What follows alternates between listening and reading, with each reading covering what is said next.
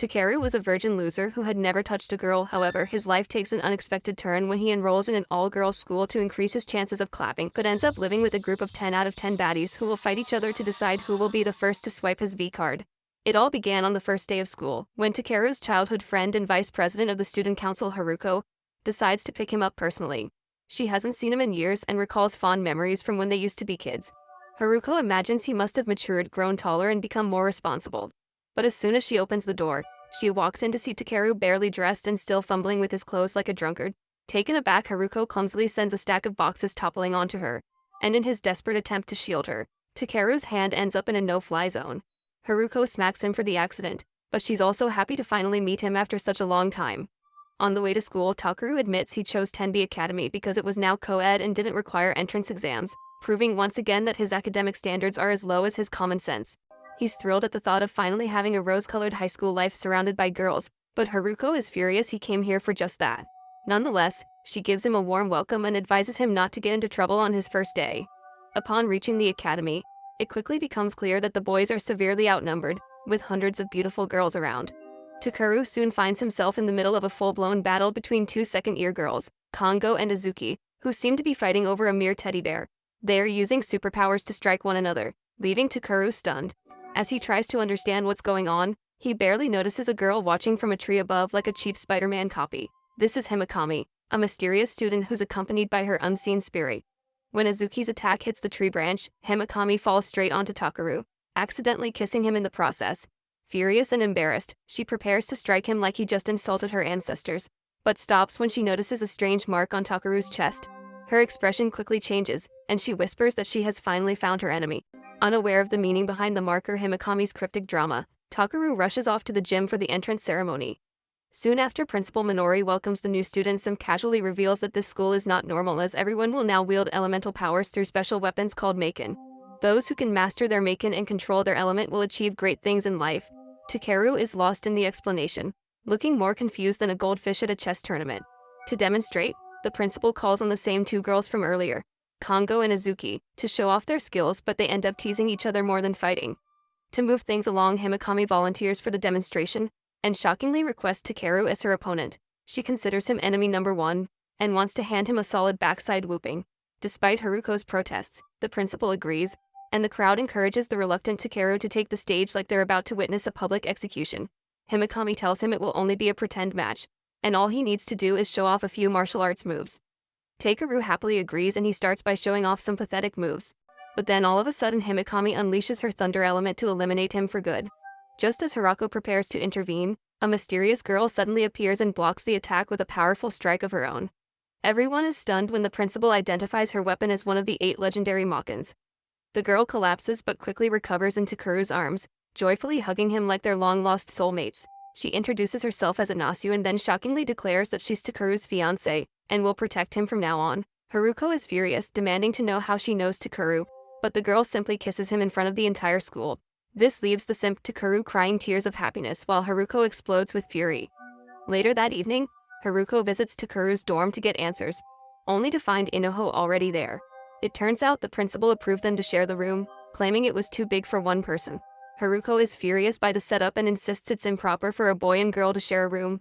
But before she can finish her rant, Himekami appears from the back of the room with her things in hand, declaring she'll also be living there from now on. Shocked and overwhelmed, Haruko demands an explanation. Aho says it's necessary to stay close to Takeru to protect him, like a loyal puppy, while Himekami claims she needs to monitor him for personal reasons. Haruko angrily storms out of the room, only to return a few moments later with all of her belongings. She declares that, as the dorm superintendent, it's her duty to make sure nothing happens between the boys and girls. Takeru doesn't even object, as just a few days ago, he was living like a celibate monk, but now he's getting unlimited gravy. The only problem now is that there's just 3 beds, so one of them will have to sleep on the floor. Later that night, Haruko awakens from her sleep as it turns out she was the one sent to the floor. She immediately climbs up to check on Takeru's bed, only to realize he's been sleeping with Inoho. Feeling betrayed and furious, Haruko flattens his face before going back to sleep. The next morning, Takeru wakes up feeling like he survived 10 rounds with a sumo wrestler. Haruko quickly hands him an ice pack, clearly feeling guilty about what happened earlier. She also warns Inoho not to behave like that again, but Inoho claims she only slept with him out of concern. Takeru leaves the room and heads to the bathroom, only to walk in on Himekami, who's in the middle of a changing session. Furious that he's creeping on her, she zaps him like a lab rat. Later the group sits down to eat, but Takeru can't focus as his eyes have been fried up by the electric attack. When he eventually takes a bite, he starts complimenting on how tasty it is, making Haruko smile. The group later realizes they're late for school, so they quickly get dressed and rush out of the door. Himekami complains that running is unnecessary, but Haruko insists it's her duty to make sure everyone's on time. When they finally arrive at the school gate, Principal Minori is standing watch like a guard dog. The three girls barely manage to squeeze through before the gate closes, but Takeru isn't so lucky and gets left outside. The principal simply tells him to figure it out himself, but Himekami uses her spirit to lift him over the gate. This leaves Takeru confused.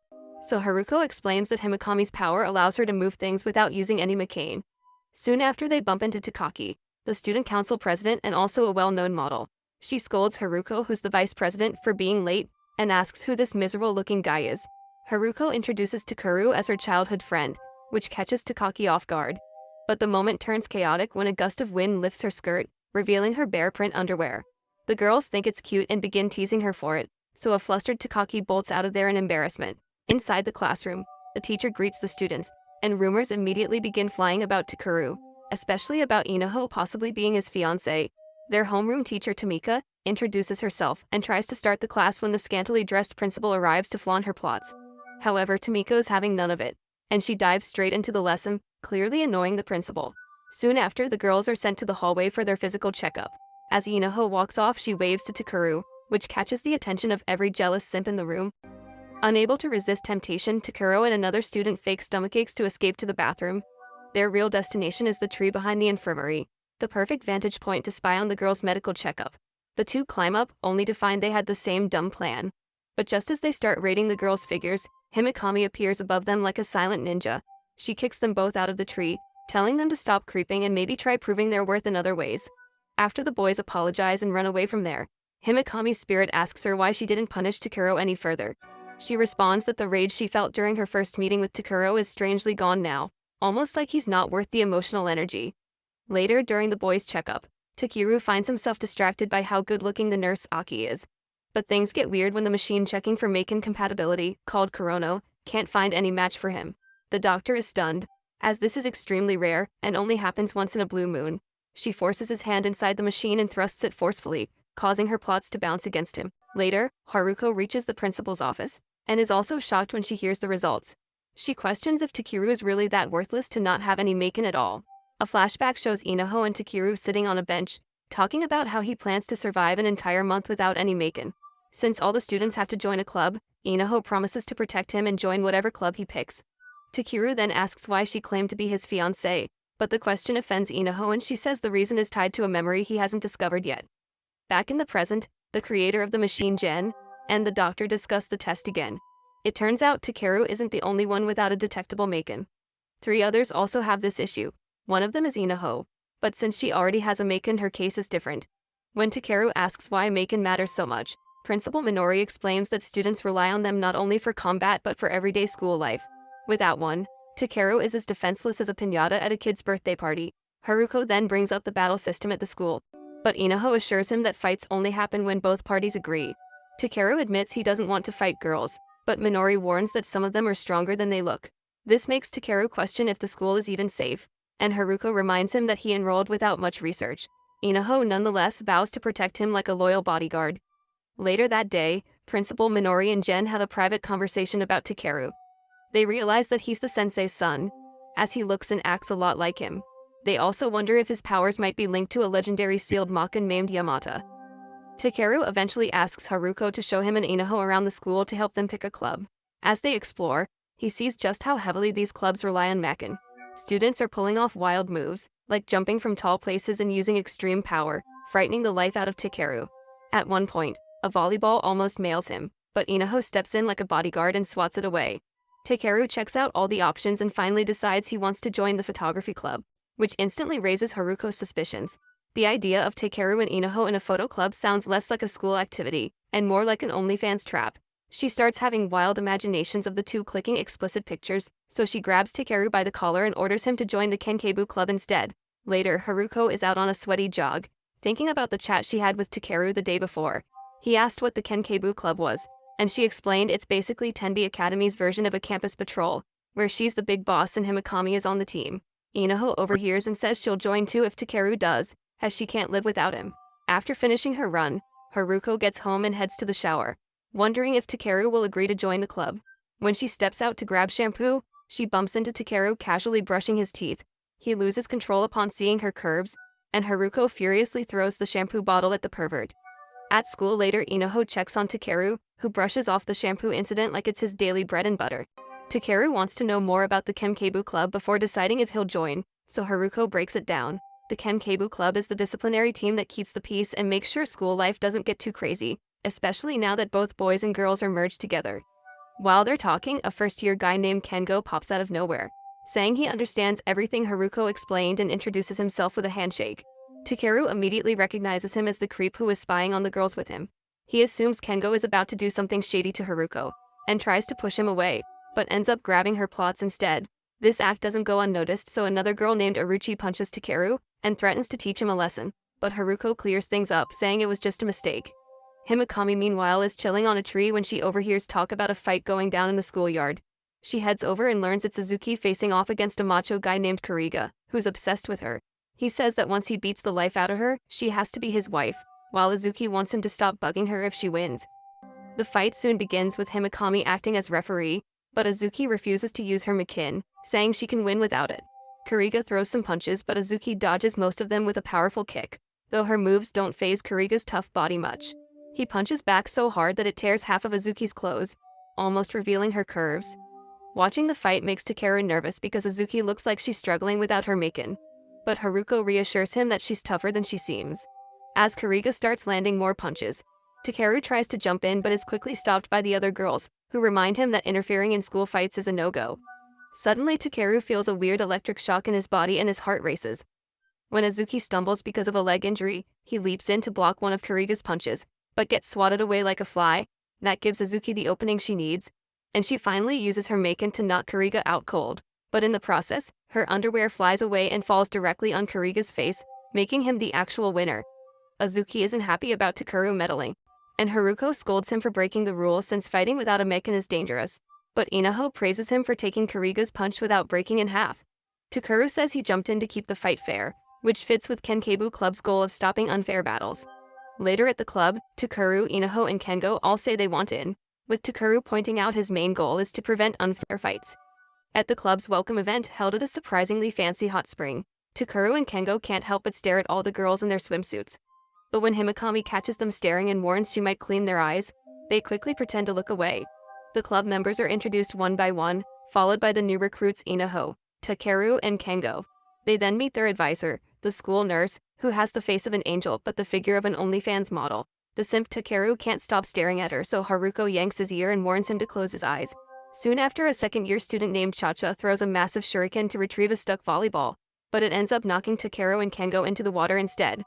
Later, as everyone enjoys the hot spring, Himekami angrily removes the padding from Haruko's swimsuit, revealing that her chest enhancement is fake. She teases Haruko about trying too hard to impress Takeru, and suggests a massage to make it bigger. She then starts doing it in front of everyone, and another girl named Kimi also starts massaging the teacher's massive plots. The sight almost makes the boys explode in excitement. But then a freaking bear suddenly shows up from the mountain and scares everyone. The group debates whether to catch or knock out the bear, but Chacha suggests scaring it away without harm, using a wooden plank as a weapon. The bear goes straight after the simps, but Himekami and Azuki toss them into the air to safety, while the teacher catches them using her airbags. The bear keeps coming back, so Chacha uses her Makin to extend the stick like a seesaw, tripping the bear. Kimi then creates a giant balloon with her Makin, cushioning the bear's fall. After successfully scaring the bear off without hurting it, the group celebrates, and the president officially welcomes the newcomers to the club. The next day, training begins, and the boys are made to run several rounds around the campus. They obviously fail to keep up, so Chacha appears from behind and hurls a shuriken at them, forcing them to bolt like they've just seen their ex-girlfriend. Later at class, the club president Takaki explains that a Makin is essentially a weapon, but with unique individual limits, and that most of the ones in use are just replicas. While everyone else listens politely, Takeru and Kengo have already dozed off mid-lesson. Taki launches two pens directly at their heads, and warns them that continued laziness might get them kicked out of the club entirely. As punishment, she demands they go run another 50 laps around the school. To help the boys regain focus, Himekami later leads the group through a meditation session. She explains that mental training is just as important, especially for creeps like Takeru and Kengo, whose thoughts often wander into not-so-pure territory. She instructs everyone to clear their minds and remain calm. At first, both boys manage surprisingly well. Takeru mentions that for once his brain isn't full of nonsense, while Kengo tries hard to look serious and impress Himekami. But just as they start doing well, the human airbag Aki walks in and casually says that to truly meditate, they must embrace what's in their hearts. This tiny bit of encouragement is all it takes to destroy everything. Takeru and Kengo immediately start envisioning themselves on top of Aki, so Himekami zaps both of them as punishment. That night, Takeru is lying flat on the ground like a man who has just trekked Mount Kilimanjaro. Haruko calls him a weak loser and says he used to be much tougher in the past, but Takeru insists every part of his body hurts. Inaha kindly offers to massage him, and as she starts rubbing his legs, the creep Takeru says it feels amazing. She then climbs on top of him and starts rubbing his shoulders, making him praise her even more. This enrages Haruko so much that she also decides to massage Takeru, but with more aggression than care. Takeru gasps in pain, but he's forced to declare that Haruko's massage is even better. Meanwhile, Himekami silently observes them from afar and notes that she can't sense any power from Takeru, making her more suspicious about who he really is and whether he could be a threat. Out of nowhere, Himekami enters the room and grabs one of Takeru's legs, declaring that she learned the best massage technique from Bangkok. She also tells him that since tomorrow is the weekend, he has to come with her. When Takeru hesitates, she presses harder on his leg until he nervously agrees. The next day, Takeru is waiting for Himekami, wondering why she even invited him out. Haruko, Inaho, and Kengo are also behind the bushes, trying to figure out what's really going on. Himekami eventually shows up in an elegant dress and the simp Takeru can't take his eyes off of her. He quickly blurts out that she looks great, but she reveals that she has only invited him to carry her shopping bags like her personal mule.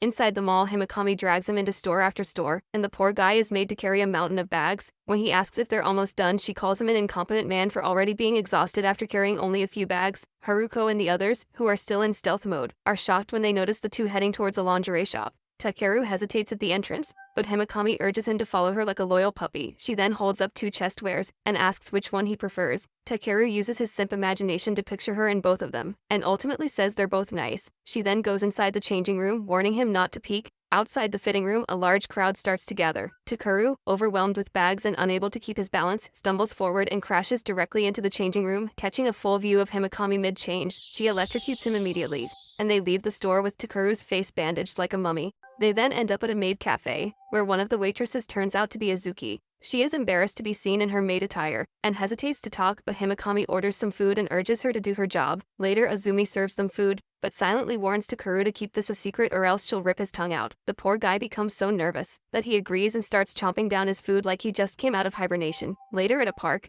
Himekami laughs about Azuki's maid outfit but then remembers the actual reason she brought Takir here. She needs to check a mysterious mark on his chest, but the day has been so chaotic she nearly forgot. Suddenly she stands in front of him and demands to see his chest. Takira tries to protest, but Himekami jumps on him and starts pulling at his clothes.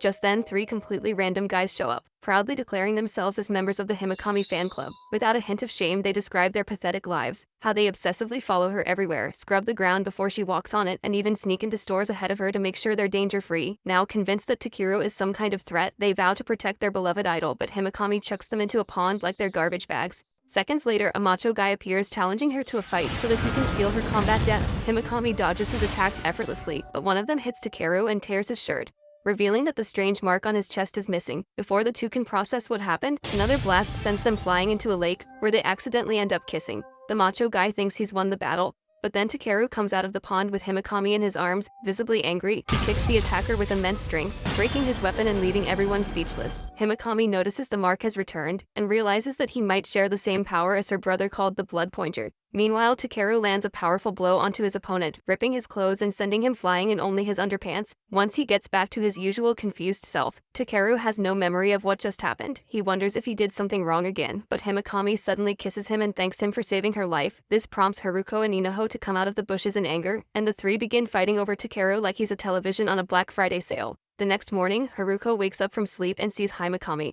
which reminds her of the moment when Himekami kissed Takeru. Then she spots Inaho and recalls that she also kissed him. Haruko steps outside to train, but her mind is still preoccupied with these thoughts. This is when Takuru appears in his lousy tracksuit and wishes her good morning. Haruko teases him about jogging so early, and Takuru explains that after yesterday's incident, he can't use his powers and has no memory of what happened. He admits he's not very familiar with Makin, but feels he should have powers to protect himself and those around him. Haruko, assuming he's talking about Himekami, gets upset and starts to leave. Takuru calls her Haru, a corny nickname from their childhood friendship, but she doesn't stop. At school, Takuru opens his lunchbox to find only green peas, which he hates with passion. He confronts Haruko about it, but she says she packed green peas so he can become stronger and protect others. Takuru complains it's too much, so a furious Haruko tells him to make his own lunch if he doesn't like it. As she walks away, Takuru tries to stop her, but ends up slipping and pulling her skirt down in front of everyone. He insists it was an accident, but Orochi suddenly arrives and punches him, calling him a freak. Poor Takuru grabs his broken jaw and tells Haruko he didn't mean to do it, but she storms out of the room.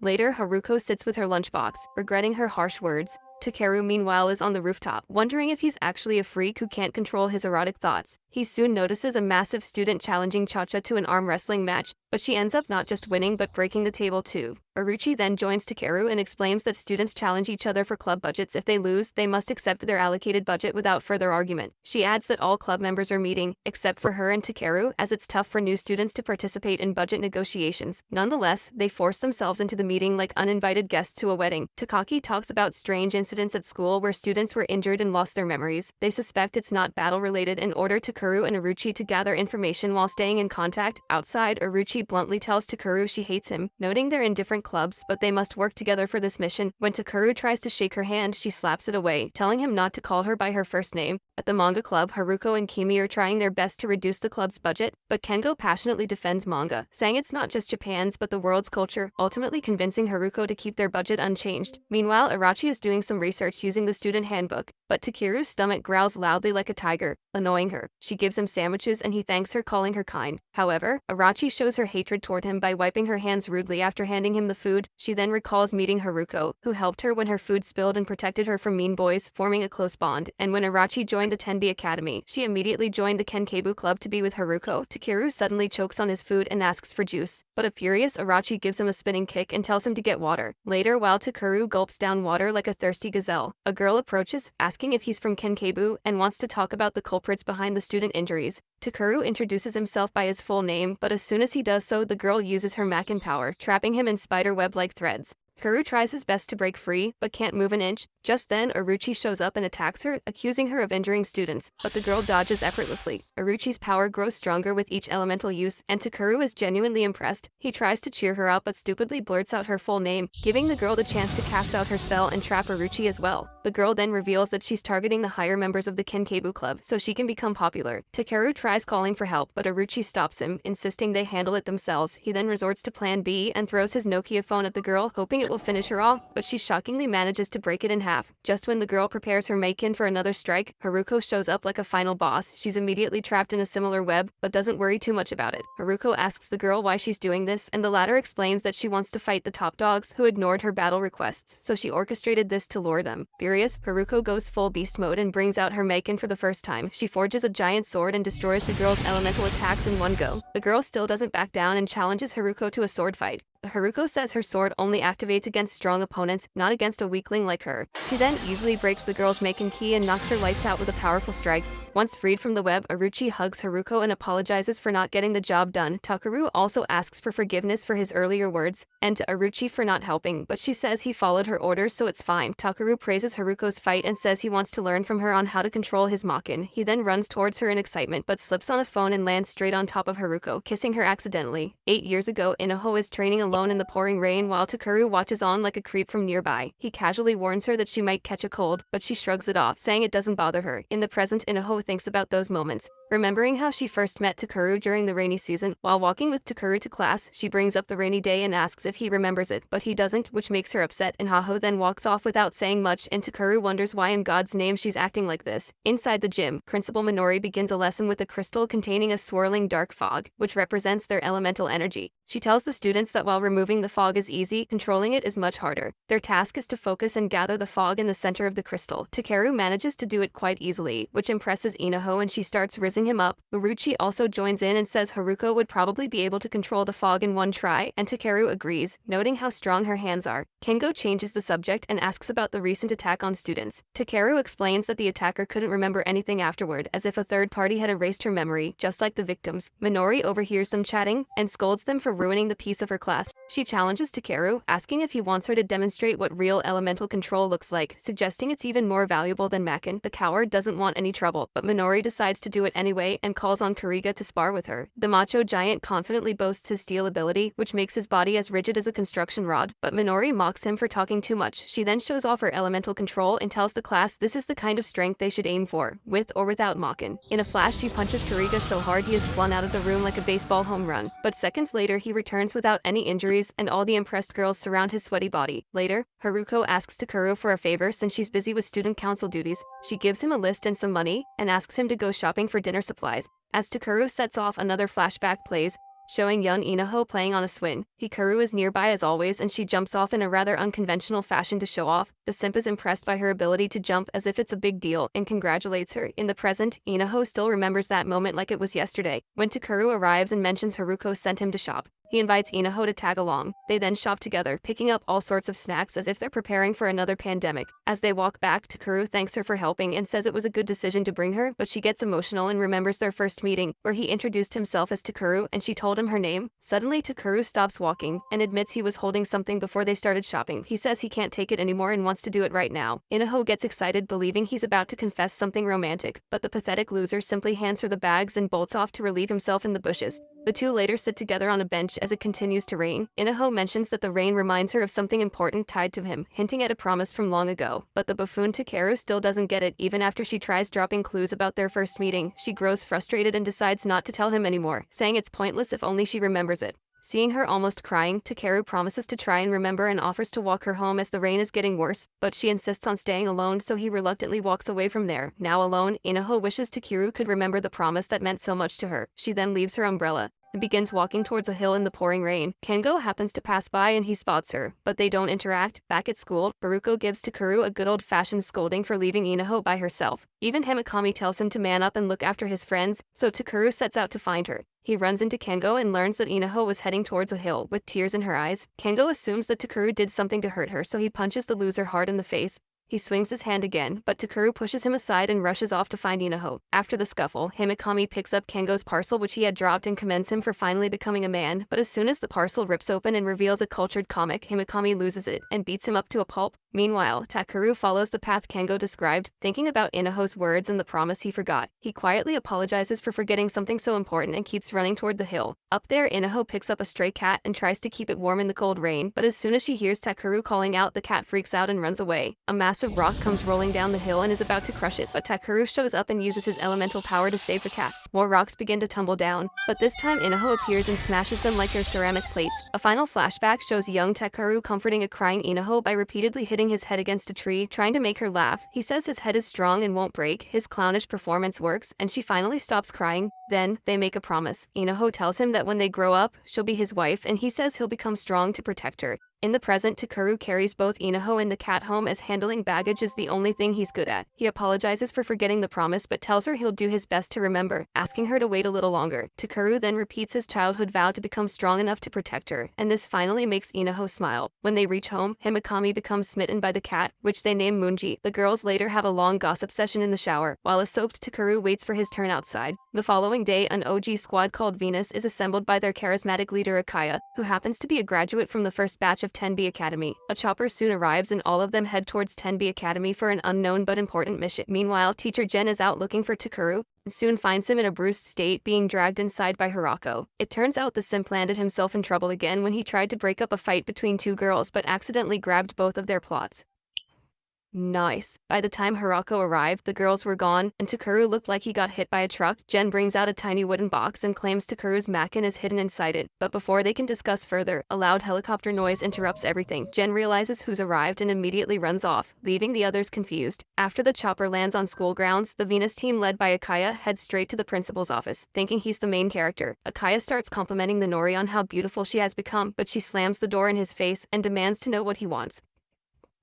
Akaya starts off by explaining that these girls are exchange students, and they are from the Venus team. He then reveals that his clan Kamigari suspects someone at 10B is trying to revive Yamato Orichi, an ancient figure. Minori laughs it off like it's just a myth, but Akaya's serious. Kamigari is basically a secret group that uses Makin and elemental powers to keep the country stable, and they're not taking this lightly. Akaya then starts giving a history lesson, saying back in the day gods ruled everything, but Kamigari formed to oppose that. Recently strange stuff has been happening at the nearby hill, and they suspect something nefarious going on there. Akaya's promotion depends on finding out who's behind it, so he's hell-bent on getting it done. Just then, Jen walks in with the other teachers and they're all pissed to see Akaya, their old teammate. He tells them to chill as he's just a temporary teacher and isn't here to start trouble. Takaki and a few others show up too, and Akaya immediately recognizes her as the student council president. Seeing his dashing appearance, her hormones kick in and she agrees to take him to meet the Kenkibu club. Once everyone is gathered, Minori reveals that Akaya is one of the original Makanki members. His current group called Venus will be here at 10B Academy to find out who the rat is. Then, the introductions begin and the first two members of the Venus group are twins Real and Ariru. Next is a scary looking woman named Demetra, and then pop idol Syria, who has the biggest plots in the room.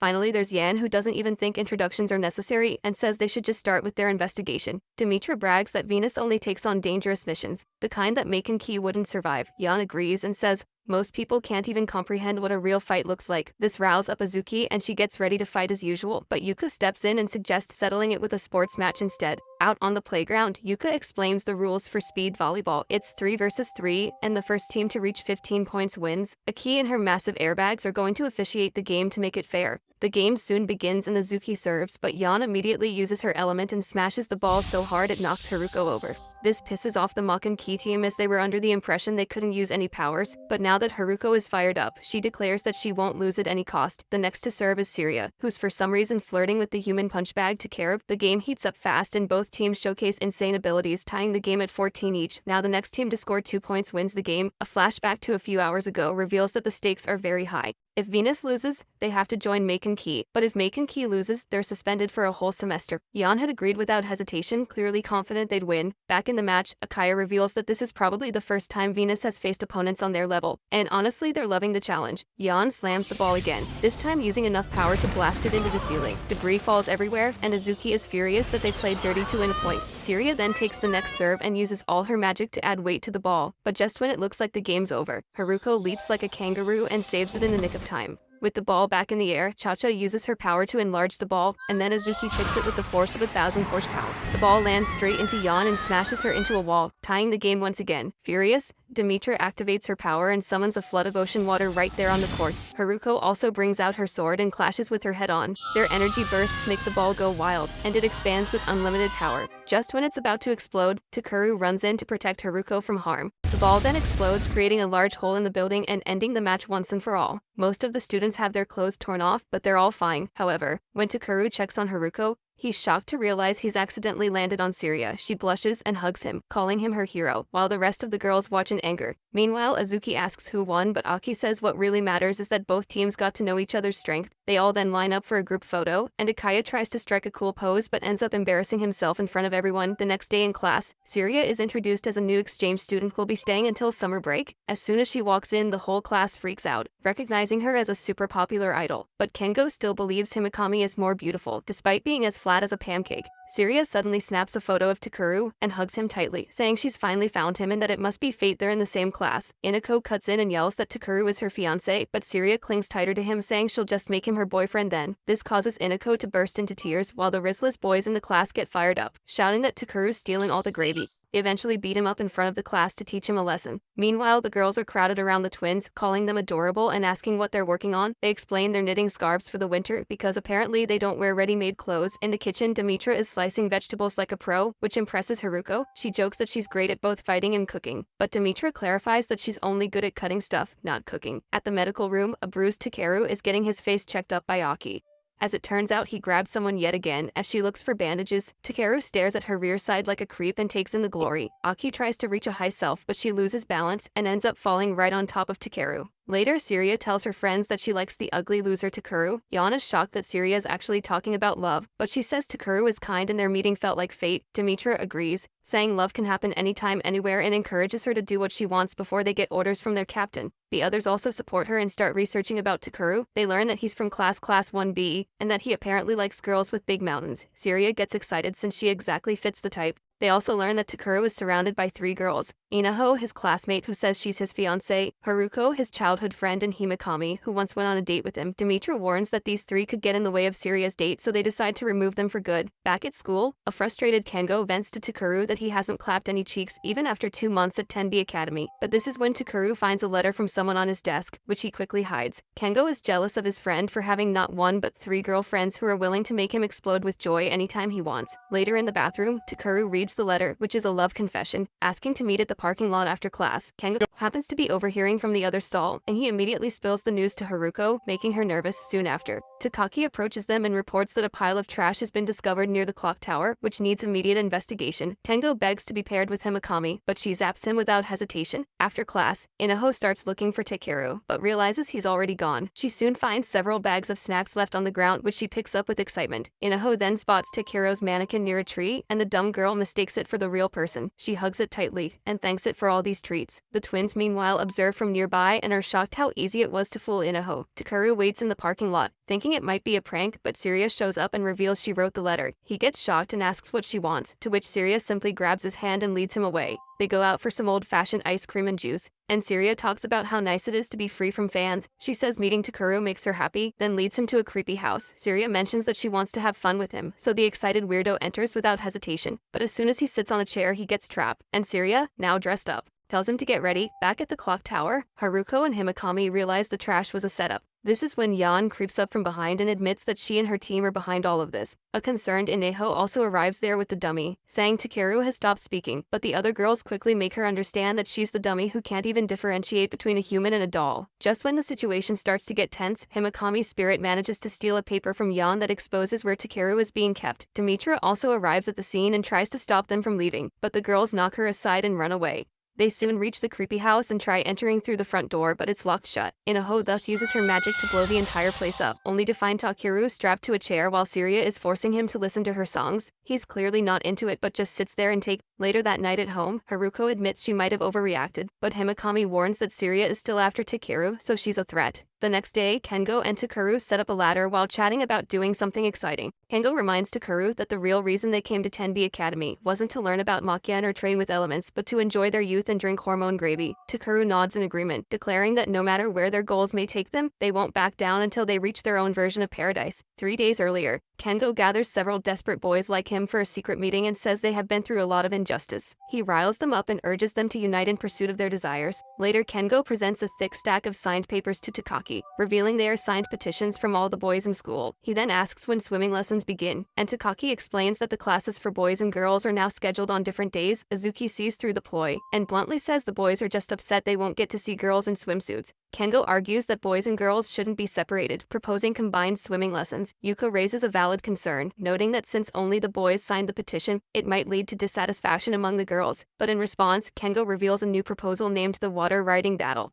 Takaki reads the details and actually likes it, and she's supported by Yuka as well as Demetra. In the present, the girls show up for the water riding battle, wearing the tightest swimming costumes possible. Outside, Kengo and Takeru try to peek through the second-floor windows using the same ladder, hoping to catch a glimpse of their so-called paradise. Unfortunately, the ladder doesn't quite reach, and they're left staring at the wall. This is when Kuriga arrives, knocks over the ladder, and scolds them for wasting time. He warns they'll be caught by the second years if they keep messing around. However, when Takeru mentions that Azuki is also participating, Kuriga's immediately gets a nosebleed just thinking about her. Kengo then decides it's time to reveal their ultimate weapon, a boy who has the ability to make people invisible. Kuriga gets excited, but the boy clarifies that he can only make bodies invisible, not presence or sound. Kuriga immediately loses interest and storms off, calling them useless freaks. Takeru also realizes that they'll be caught anyway, so the two abandon the project and decide it's time for a more dangerous approach. At the pool, Yuka explains the rules to everyone. If the boys win, swimming classes will be combined, but if the girls win, they stay separated. The battle includes first and second year students, as well as a few teachers, with 6 boys and 6 girls competing. Losing your headband or falling into into the water means instant elimination, and the last one standing wins it for their team. Yuka then wishes everyone luck, although Takaki clearly only cheers for Akaya and turns red when he smiles back. A quick flashback shows Kengo assigning matchups. Takeru is supposed to go after Inaho, with the logic that she won't be aggressive toward him. In the present, Takeru approaches Inaho and tries to grab her ribbon but gets smacked away. Takeru realizes Kengo's genius plan has already failed, so he resorts to the backup strategy. He then whispers something that makes Inaho blush and lose focus, giving him the perfect chance to snatch her ribbon. After Inaho is eliminated, she begins crying and reveals that Takeru called her fat. Everyone is horrified, and even Kengo joins in to call Takeru a monster. As the battle continues, Himekami is targeted by her desperate fan club members, but she sends her spirit to attack them invisibly. Even while getting thrashed, they praise her beauty, despite what they call the smallest plots in school. A furious Himekami attacks them with her electric powers and eliminates them. But before she can celebrate, Kengo sneaks up behind her and takes her headband, sending her out of the game as well. Haruko tries to take Takeru's headband, but he dodges and accidentally grabs her airbags instead. The entire pool freezes in disbelief, and she sends him flying with a punch, but his friends save him. To everyone's surprise, Takeru actually managed to snatch Haruko's headband mid-punch, revealing that it was all part of the plan. The battle becomes more intense, and contestants like Azuki, Kariga, Akaya and Aki are all eliminated one after another. This leaves only Takeru, Kengo, and Syria as the final three. A desperate Kengo gives up on the plan and charges directly at Syria, but she knocks him aside like a fly. He reveals he had secretly undone her swimsuit, only to find she's wearing another underneath. Soon after, the final showdown begins between Syria and Takeru. She announces she'll go all out, terrifying Takeru so much he almost pollutes the swimming pool. She then signals Demetra to create a massive wave, and the two charge towards Takeru at full speed, but just as they're about to strike, they notice that their final team member Minerva has arrived outside. This causes them to suddenly stop, and Syria ends up crashing into Takeru. He takes full advantage of the opportunity and removes Syria's headband, eliminating her and earning his team the victory. The boys are ecstatic, and they lift him into the air as if he's just won a war all by himself. Demetra meanwhile says the final member has arrived, so they now must complete their mission. The day of combined swimming classes finally arrives, and Takeru and Kengo stand proudly, convinced their efforts have paid off. But when they reach the pool, all the girls are nowhere to be seen. It turns out the invisible boy has used his powers to hide all of them from the creepy guys. A few weeks later, summer arrives and Takeru and Kengo are resting under a tree, both clearly drained by the heat. Minerva silently observes them from a window above, and when Takeru notices her, he nudges Kengo and points out the beautiful silver-haired girl watching them. The simp excitedly checks his list of girls at Tenbi Academy, but finds no match, leaving him baffled. Meanwhile, Himekami, Haruko, and Inaho are licking some ice creams to take a breather from the scorching heat. Haruko is reminded of a fond childhood memory when she used to share ice cream with Takeru. But their moment is interrupted when Takaki arrives to inform them that a new Venus member has enrolled at Tenbi. She asks Haruko to welcome the newcomer, but before anyone can respond, the girl herself appears, introducing herself as Minerva. Everyone is shocked by how quickly she reached them, and they confirm that she is indeed the final member of Venus. She politely greets the Makanki members, then unexpectedly jumps from the window. Haruko panics, but Minerva safely lands using teleportation, impressing the girls who call her cool. Takeru and Kengo, on the other hand, are still searching the campus for the silver-haired girl, but fail to find her. Suddenly, they hear an argument nearby. A proud and overbearing girl is picking a fight with a fellow student, clearly provoking him on purpose. She briefly uses her Makine to give the boy a sharp headache and demands an apology, but he refuses and challenges her to a proper battle, asking Takeru to serve as referee. Takeru reluctantly agrees, but he sends Kengo to fetch Kenkibu. While he manages the situation, the fight soon begins with the boy pulling the girl toward him and forming a barrier. She counters by turning into smoke and vanishing, then summons a doll that looks like the boy. This freezes him on the spot, shocking Takeru. The girl's older brother then appears and casually explains her ability. She can create and control dolls of the people who are within her Maken space. She then ruthlessly breaks the doll's arm, causing the boy's arm to snap as well. Just as she targets his other arm, Takeru intervenes, saying she has already won, but the annoyed girl creates a doll of Takeru and forces him to bow. He uses every ounce of strength inside his body to push forward, which shocks the girl, but then she squeezes him like a lemon and knocks him out. When Takeru awakens, he finds Minerva standing before him, having destroyed the doll. The girl demands to know who she is, but the Aura Queen Minerva calmly says the fight is over. The girl scoffs, mentioning her grandfather, the Kamigari chief, and tries to assert authority, but Akaya suddenly appears, reprimanding her for going too far. She brushes it off as a prank and tells Akaya to focus on his tasks, hinting at her connection with Venus. She then leaves after threatening to report them to her grandfather. Back at the student council office, Takaki scolds Takeru for flunking the element exam, which is essential for using a Maken. It's the first time a Maken Key member has failed this test, meaning he's the academy's biggest loser ever. Later, a worried Takeru shares with his friends that if he fails the next exam, he'll be kicked out of the club. Kengo tries to lighten the mood, but Inaho becomes emotional, insisting she wants to stay with Takeru forever.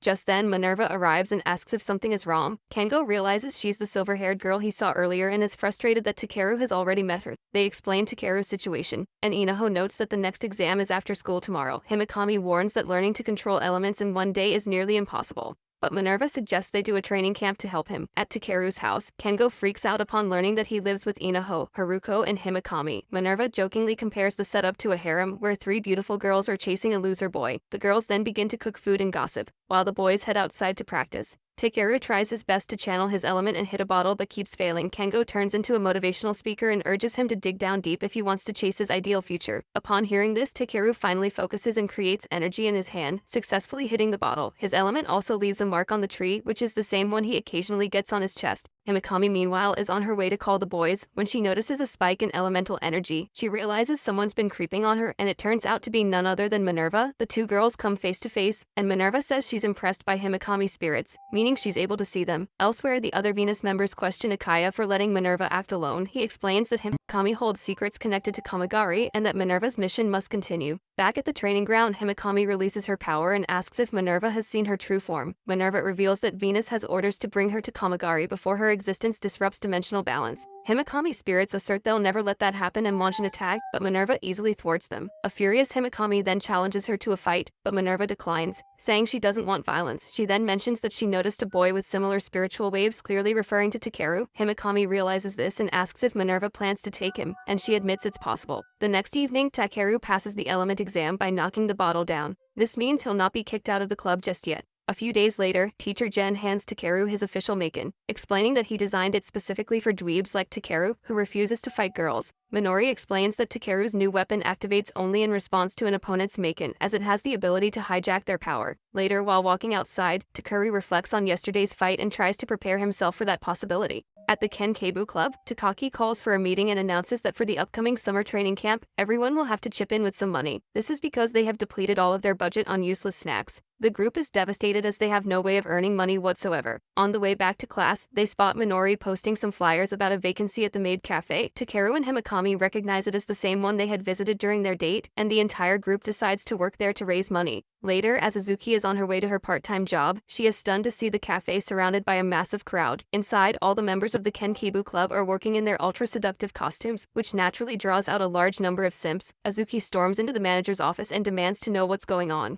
The manager, who has muscles larger than her career goals, explains that the girls were so effective she had to hire them all. With more customers arriving, she urges Azuki to change into uniform and begin serving. Soon after, Takeru and Kengo also walk in, and Azuki immediately grabs Takeru, accusing him of colluding with the manager, but he awkwardly says that this was the only way to make quick money. Meanwhile, Haruko seems to be doing a splendid job charming the customers with her appearance, but she's also nervous and ends up spilling coffee and dropping a food tray. Though Haruko makes a complete mockery of herself, the customers think it's cute and don't mind at all. Annoyed by the chaos, Azuki hears a noise and rushes into the kitchen, only to find Chacha and Kimi building a ridiculous mountain of ice cream. Back in the dining area, Takeru is shocked to see his teachers walk in. Gin explains that they often come here and the manager of the store is actually their close friend. Elsewhere, the girl who can control dolls, Otohime, decides to test her latest creation. She sets her sights on Takeru and Haruko as targets. At the cafe, the girls continue working. Uruchi efficiently serves food, Himekami takes orders with a sharp tongue, Chacha plays with food combinations, Kimi does some cleaning, and Azuki struggles to balance plates while worrying about running out of food. Takeru meanwhile notices the manager is looking ill, and she admits she's exhausted from all the work. She thus passes the responsibilities to him before heading out. As the orders start piling up, Inaho accidentally bumps into a customer, causing her to panic. But Takeru shows up and apologizes to the customer before gently helping Inaho up. She is touched by his kindness and thanks him, while Haruko watches from afar with jealousy. Things go from bad to worse when Chacha jokingly lifts Haruko's shirt to tease Takeru. She thought Haruko was wearing something beneath, but ends up exposing her in front of all the customers. Chacha immediately apologizes for her mistake, but an embarrassed Haruko runs away with tears in her eyes. When she doesn't return for a while, Takeru sets out to find her. Haruko meanwhile sits alone, reminiscing about similar moments when Takeru saw her in awkward situations as a child. Though it used to be funny, she now finds herself wondering if she's jealous after seeing him comfort Inaho. Suddenly, a robot-like man under Otohime's control attacks her with several rounds of bullets. Haruko manages to evade the shots and tries to retaliate, but the robot easily disintegrates her mechan. He then jumps towards her to land a crushing blow, but Takeru shows up just in time and holds the robot. Otohime is watching all of this go down from her tiny room, and she's excited to see Takeru's real powers. At the mall, Haruko says that the robot can replicate mechan and is incredibly powerful. He then grabs Takeru's leg and attempts to break it as if it's KFC chicken. Takeru considers using Gen's mechan, but remembers it only works against active mechans. Knowing it won't be effective and unwilling to risk it, he backs off and is soon thrown to the ground. The robot then advances towards them, but Azuki suddenly arrives and kicks him straight to the temple,